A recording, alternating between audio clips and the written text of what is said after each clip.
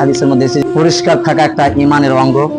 তাই পরিষ্কার পরিচ্ছন্ন আমাদেরকে থাকতে হবে। তেমন এই ছেলেটির চুল অনেক বড় ছিল, দেখতে পাচ্ছেন কত বড় বড় চুল ছিল। এই চুলগুলোকে আমরা ছোট করে দিলাম, তাকে পরিষ্কার করে দেবো।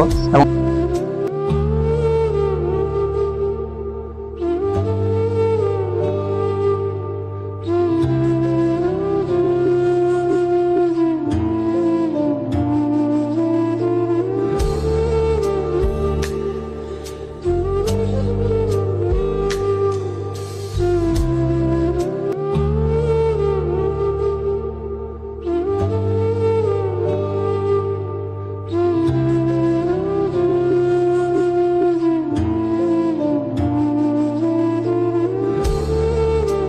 আর বাড়ি কোথায়? বাগডোগ। বাগডোগ কোথায় এটা? কানখির দিকে। এত দূর থেকে তুমি মাসে পড়ছো? চুল অনেক বড় হয়ে গেছে না? চুলগুলো কাটতে হবে। চলো আমি কেটে দিচ্ছি। কাছে এসো।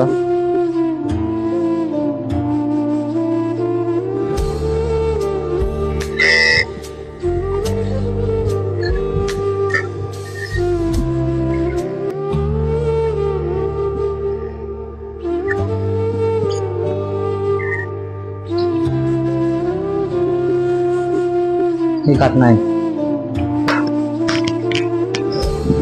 সম্মানিত ভিউয়ার্স, এই ছেলেটির টাকা ছিল না, সেই জন্য সেই ছেলেটিকে চুল কাটার ব্যবস্থা করে দিলাম।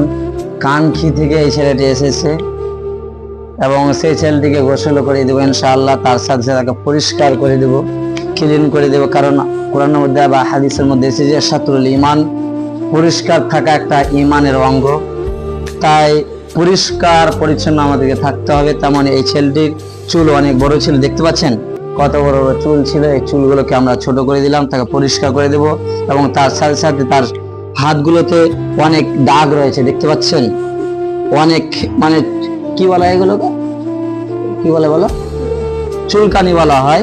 এইগুলো অনেক জায়গায় রয়েছে, এটা আমরা দেখানোর চেষ্টা করব একটু পর।